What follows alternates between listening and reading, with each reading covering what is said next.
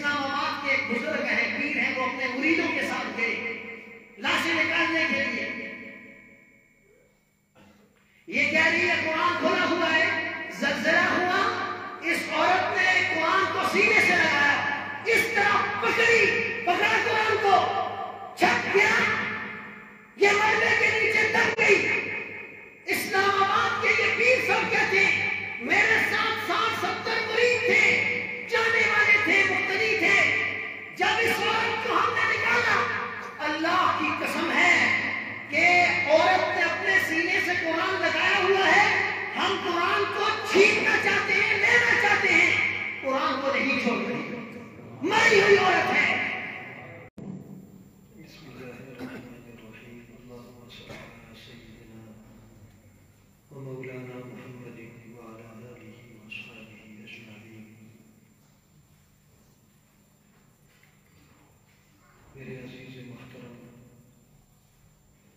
حضرت مولانا محمد عمر صاحب دامت برکاتہ عالیہ، میں حقیق کے بارے میں اپنے پاکیزہ جذبات کا اظہار کر رہے تھے.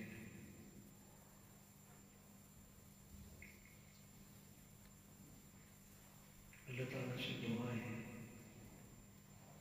اللہ تعالیٰ ان کے منہ مبارک سے نکلے ہوئے الفاظ پر مجھے اترنے کی توفیق نصیب فرمائے، اور اللہ تعالیٰ اپنے اکابر کے نقش قدم پر چلنے کی توفیق نصیب فرمائے.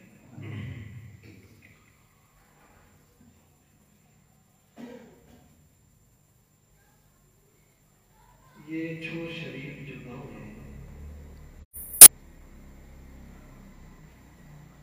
میری پردادی صاحبہ یہاں کی ہے اور انہی کے خاندان کی ہے. میرے بزرگ عالم باعقل ہمارے سرپرست حضرت مولانا محمد فاروق صاحب دامت برکاتہ عالیہ جو بیمار بھی ہیں، اللہ تعالیٰ کو شفا عطا فرمائے، سایہ قائم رکھے. انہی کے خاندان کی ہے. ایک مضبوط سا تعلق ہے اس گاؤں کے ساتھ. اور میرے والد گرامی شیخ الحدیث مولانا خلیل الرحمن صاحب سکندر پوری سن 1936 میں ہری پور دیوبند سے تشریف لائے تھے. دیوبند کے ایک مدرسے میں پڑھاتے تھے، تو ان کے والد گرامی کے جو ماموں تھے اس وقت، ان کو پتہ چلا کہ مولانا قاضی فیض عالم صاحب کا بیٹا دیوبند میں پڑھانے لگا ہے. تو انہوں نے اصرار کیا اور مولانا خلیل الرحمن صاحب کو سن 36 یا 37 میں دارالعلوم رحمانیہ میں لایا. اللہ تعالیٰ کی تقدیر تھی. بہرحال اس گاؤں میں آنا ان حضرات کے حکم کے تحت میرے فرائض میں شامل ہے. اللہ تبارک و تعالیٰ ہمارے ان عزیزوں خصوصاً مولانا محمد عمر صاحب کی مساعی جلیلہ اس گاؤں کے لیے علمی جدوجہد، بچوں کی تربیت، بڑوں کے ساتھ تربیتی نشست قائم رکھنا، اللہ تعالیٰ ان کو مزید ترقیاں عطا فرمائے. استقبال رمضان میں ایک حدیث میں آپ کو عرض کر دیتا ہوں. حضرت عائشہ راویہ ہیں، انہوں نے رسول اللہ صلی اللہ علیہ وسلم کی استقبال رمضان میں ایک حدیث نقل کی ہے اور بہت عجیب سی کیفیت نقل فرمائی. آپ ذرا میری طرف اس حدیث تو رکھیے کہ حضرت عائشہ فرماتی ہیں کہ رمضان کے علاوہ مہینہ ایسا نہیں تھا جس میں مسلسل رسول اللہ روزے رکھتے ہوں ماں سوائے شعبان کے، مسلسل روزے رکھتے تھے۔ اور حضرت عائشہ کہتی ہیں کہ مہینے کے اکثر ایام مکمل کر لیتے تھے۔ میں یہ بات عرض کرتا ہوں کہ شعبان کی فضیلت اپنی جگہ پر ہے، لیکن یہ آپ صلی اللہ علیہ وسلم کا روزے رکھنا در حقیقت رمضان کی تیاری کرنا ہے، امت کو یہ بتانا ہے کہ ریہرسل کر لو، ذرا تھوڑی سی ٹریننگ کر لو، تاکہ اس ٹریننگ کی وجہ سے رمضان کے روزوں میں مشقت محسوس نہ ہو۔ عادت بنی ہوئی ہوگی تو جس وقت رمضان میں داخل ہو جائیں گے تو پچھلا مہینہ تو اکثر روزہ رکھ لیا، تو آئندہ آنے والے روزوں میں ہائے تاڑا تاڑا اس قسم کی کوئی بات شکوہ نہیں آئے گا کہ پیاس لگ گئی ہے، بھوک لگ گئی ہے۔ تو اس لیے آپ علیہ الصلوۃ والسلام استقبال رمضان، عظمت رمضان کی وجہ سے آپ شعبان کے مہینے میں مسلسل روزہ رکھا کرتے تھے۔ سبحان اللہ۔ انشاءاللہ حضرت مولانا محمد عمر صاحب دامت برکاتہ العالیہ آپ کو تفصیلات بتائیں گے۔ اللہ تعالیٰ استقامت کے ساتھ ان دروس کو انہیں جاری رکھنے کی توفیق نصیب فرمائے۔ آمین۔ ہمارے یہاں ایک المیہ ہے جو میرے ساتھ بھی ہے، انسان کی تھوڑی مصروفیت علمی دینی بڑھ جاتی ہے تو یہ دروس جو ہے وہ ذرا تھوڑا ان میں حاضری عالم کی کم ہونے لگ جاتی ہے۔ اس لیے میں عرض کرتا ہوں کہ اللہ تبارک و تعالیٰ مولانا محمد عمر صاحب کو جو انہوں نے یہ گلدستہ سجایا ہوا ہے، اللہ استقامت کے ساتھ اس درس قرآن، درس حدیث کو جاری رکھنا اللہ تعالیٰ ان کو توفیق نصیب فرمائے۔ اور یہ جو بنیادی چیزیں ہوتی ہیں یہ بہت اہمیت کی حامل ہوتی ہیں۔ آپ کو فضائل رمضان پر یہ انشاءاللہ بتائیں گے کہ ابھی کافی دن ہیں۔ میں چند باتیں ایک اہم رمضان کے اعمال کے بارے میں جو اہم بات ہے اس پر چند معروضات عرض کر دیتا ہوں کہ رمضان میں آپ نے دو کام کرنے ہیں خصوصی طور پر، اس سے پہلے ہی یہ کام شروع کر دینا ہے۔ ایک تو وہ لوگ کہ جو نمازی ہیں 5 وقت کے مسجد کے، انہوں نے مسجد کو وقت زیادہ دینا شروع کر دینا ہے، اور وہ لوگ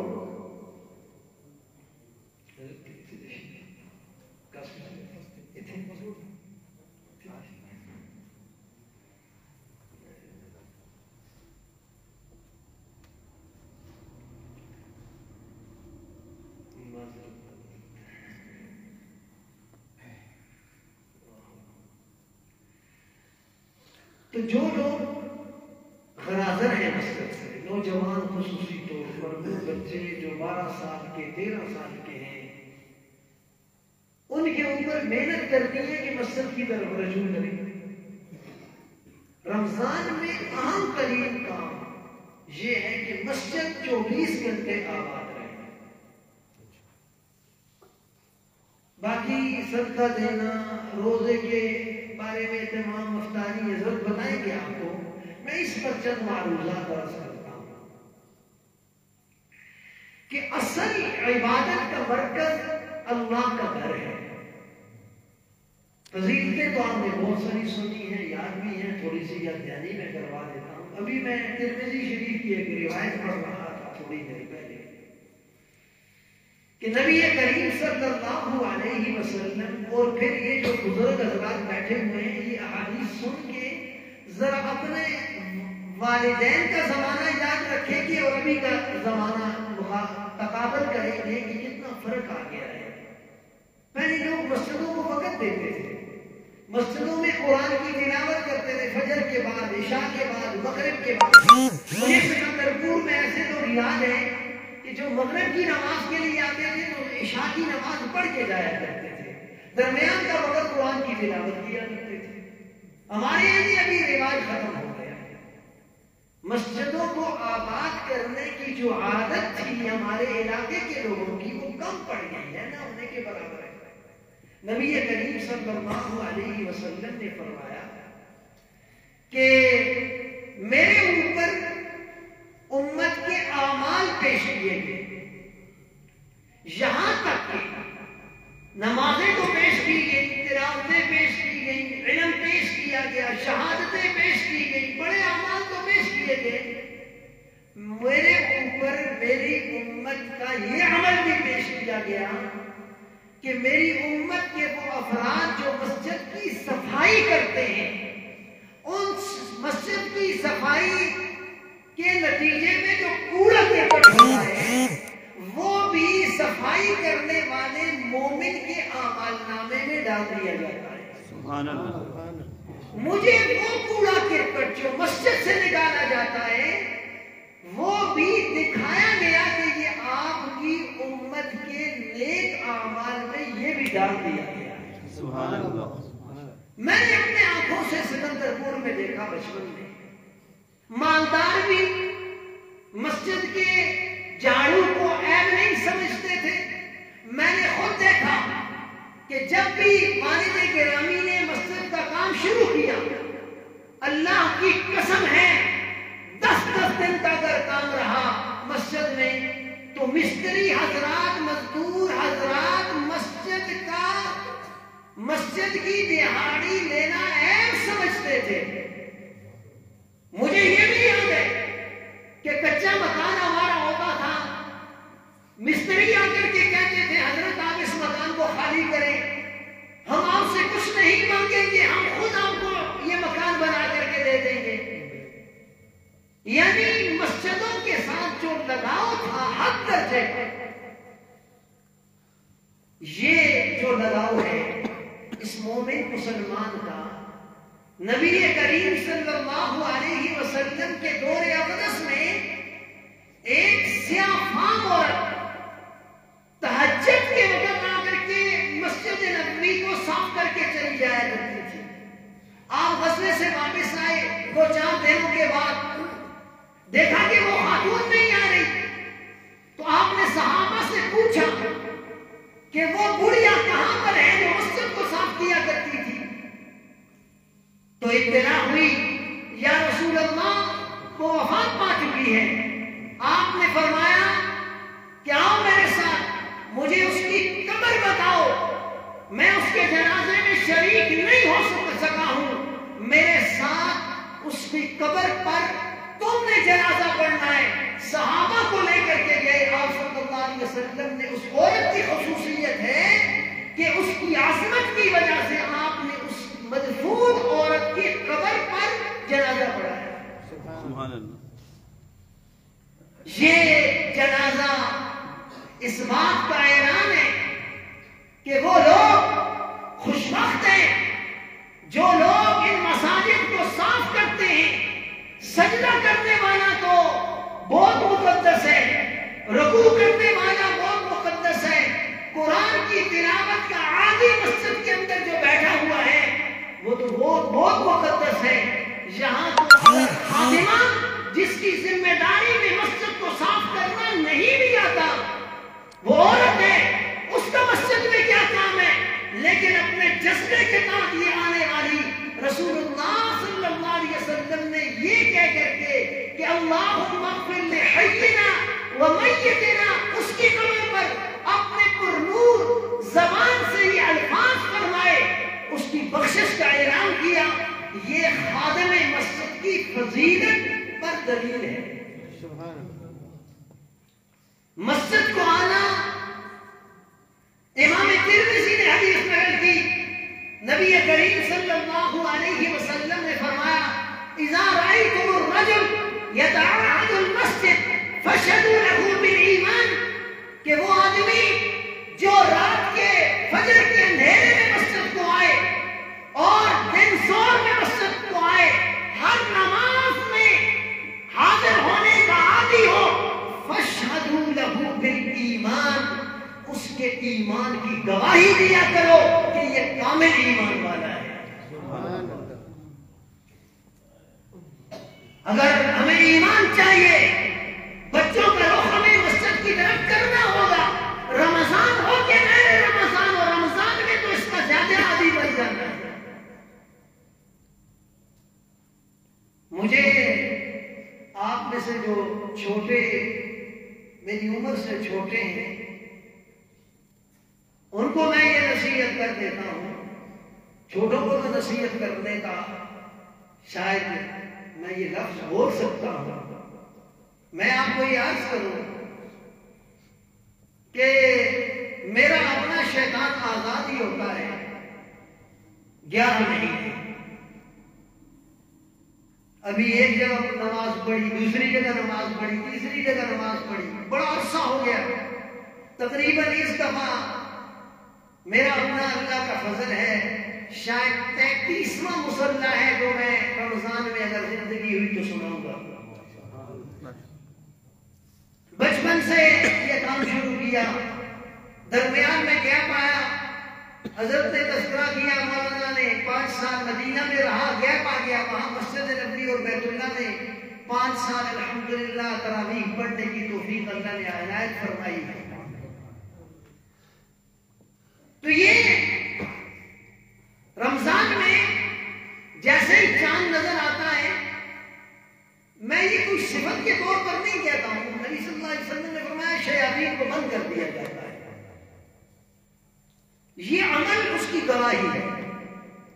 جیسے ہی چاند نظر آیا تو مصلی پکڑ لیا، نہ کوئی خوشی نہ کوئی غمی۔ امام مالک رحمہ اللہ رسول اللہ کی قبر مبارک کے پاس علیہ السلام درس حدیث دیتے تھے، موقوف کر دیتے تھے، کہتے تھے طلبہ چھٹی کرو، چاند نظر آ گیا، بس مسجد نبوی میں عبادتیں شروع کرو، عبادت کا وقت آ گیا ہے۔ شہر الرحمہ، شہر العبادہ، یہ عبادت کا مہینہ ہے، حدیث کو موقوف کر دیتے تھے اور عبادات میں شروع ہو جاتے تھے۔ ذکر اذکار، قرآن کی تلاوت، شہر القرآن، قرآن کا مہینہ ہے۔ تو ویسے تو ہمارے یہاں اعزاز تو یہ ہوتا ہے کہ کوئی مولوی صاحب آیا اور کوئی تو ہمارے پاس اس سے بڑی عزت کوئی نہیں ہے، آگے کر لیا مصلی پر۔ میں اپنے مصلی پر الحمدللہ کئی سالوں سے پورے رمضان میں اپنے ہی مصلی پر سارا مہینہ پوری نمازیں پڑھتا ہوں، کہیں اور جاتا بھی نہیں ہوں اور مسجد سے بھی نہیں نکلتا۔ سبحان اللہ۔ اللہ تبارک و تعالی اسی پر استقامت عطا فرمائے۔ تو اگر ایمان سیکھنا ہے تو مسجدوں میں بیٹھنا ہے، آپ علیہ السلام کے فرمان کے مطابق، اور جو لوگ مسجد کو نہیں آتے ان پر محنت کرنی ہے کہ تاکہ وہ مسجد میں آئے۔ آپ علیہ السلام نماز پڑھا رہے تھے تو سمع اللہ لمن حمدہ کہا، ایک صحابی کی آواز بلند ہو گئی، فرمایا ربنا لك الحمد حمدا كثيرا طيبا مباركا فيه۔ یہ جملہ کہتے ہوئے بعض لوگوں کی آواز بلند ہوتی ہے، آواز بلند ہو گئی، آپ صلی اللہ علیہ وسلم کے کانوں تک پہنچ گئی علیہ السلام۔ نماز ختم ہوئی، آپ نے فرمایا من المتکلم، بتاؤ یہ جملہ کس نے کہا ہے؟ ہمارے یہاں مدارس میں یہ ماحول ہے، آپ کے یہاں پتہ نہیں کالجوں میں تو شاید یہ ماحول مفقود ہو گیا ہے، ختم ہو گیا ہے۔ تو جس نے بلند اونچے ذرا آواز سے یہ کہا تھا ربنا لک الحمد حمدا کثیرا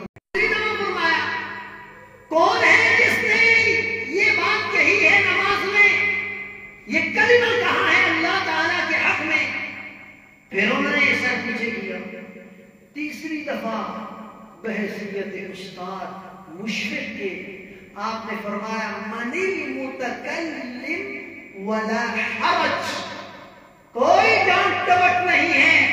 ایک اہم بات بتانا چاہتا ہوں کہ جس نے یہ کلمات اللہ کے حق میں تعریفی کہے کوئی ڈانٹ ڈپٹ کی بات نہیں.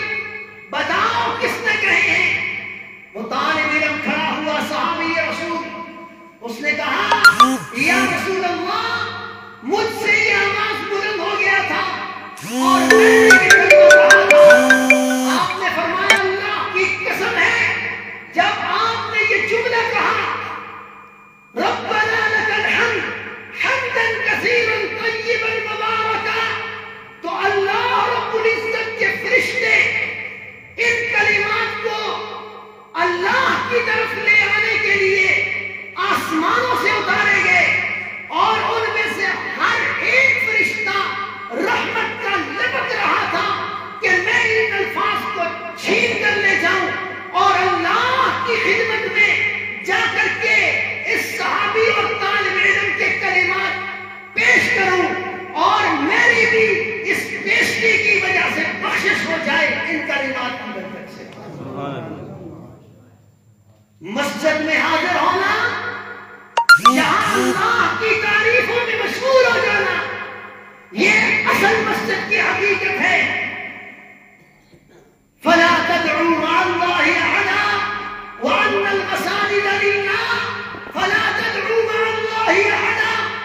اور لوگوں کوئی آدمی آ کر کے یہ مسجد میں بیٹھ کر کے کہتا ہے اللہ اللہ اللہ لا الہ الا اللہ لا الہ الا اللہ، اللہ کی قسم ہے ان کلمات کے ساتھ فرشتے رحمت کے لپک جاتے ہیں، اس لیے کہ اس نے ان کلمات کے ساتھ اللہ کی تکبیروں کے ساتھ اللہ کے کلمے کے ساتھ اللہ کے گھر کو آباد کر دیا ہے. کوئی ضروری نہیں ہے کہ آپ کے پاس مذاہب کی کتاب ہو آپ کلمہ کر کے پڑھیں. میں یہاں آخری یہ بات عرض کر دینا چاہتا ہوں کہ جب زلزلہ آیا مانسرا ہمارا کوٹ میں ایک عورت تھی اور ہماری بزرگوں اور ہماری بزرگ عورتوں اور مردوں کی یہ عادت ہے کہ فجر کی نماز کے بعد ہم سویا نہیں کرتے. یہ ہم ہو گئے ہیں کہ سونے کے بغیر رہ نہیں سکتے. ان کو یہ سکھایا گیا ہے کہ صبح سونا رزق کی بے برکتی ہے اور ایک حدیث کے اندر بھی یہ وارد ہے صبح سونے سے رزق میں بے برکتی ہوتی ہے. وہ خاتون جس وقت زلزلہ آیا جس دن فجر کے بعد 7-8 بجے وہ عورت قرآن پڑھی ہوئی نہیں تھی، چونکہ ماہ رمضان تھا لہذا وہ قرآن کھول کر کے ہر سطر پر یہ کہہ رہی تھی اللہ اے بھی سچے اللہ اے بھی سچے. وہ قرآن کو اس طرح رمضان میں ختم کرتی تھی کہ ہر سطر کو یہ کہتی تھی کہ اللہ یہ بھی سچ کہا، یہ بھی سچ کہا، یہ بھی سچ کہا. بات ختم ہونے لگی ہے. زلزلہ بھی رمضان میں آیا، واقعہ بھی رمضان کا ہے، عظمت بھی اس عورت کی دیکھ لینا. یہ میں نے اسلام اخبار کے اندر صاحب مضمون خود لکھتے جنہوں نے ملبے کے نیچے سے اس بڑھیا کی لاش کو نکالا. وہ لکھتے کہتے ہیں کہ اسلام آباد کے ایک بزرگ ہیں پیر ہیں، وہ اپنے مریدوں کے ساتھ گئے لاشیں نکالنے کے لیے. یہ کہہ رہی ہے قرآن کھلا ہوا ہے، زلزلہ ہوا، اس عورت نے قرآن کو سینے سے لگایا، اس طرح پکڑا قرآن کو، چھپ گیا، یہ مرنے کے نیچے دب گئی. اسلام آباد کے یہ پیر سب کہتے ہیں میرے ساتھ 60-70 مرید تھے، جانے والے تھے، مقتدی تھے. جب اس عورت کو ہم نے نکالا اللہ کی قسم ہے کہ عورت نے اپنے سینے سے قرآن لگایا ہوا ہے، ہم قرآن کو چھیننا چاہتے ہیں، لینا چاہتے ہیں، قرآن کو نہیں چھوڑ رہے. مری ہوئی عورت ہے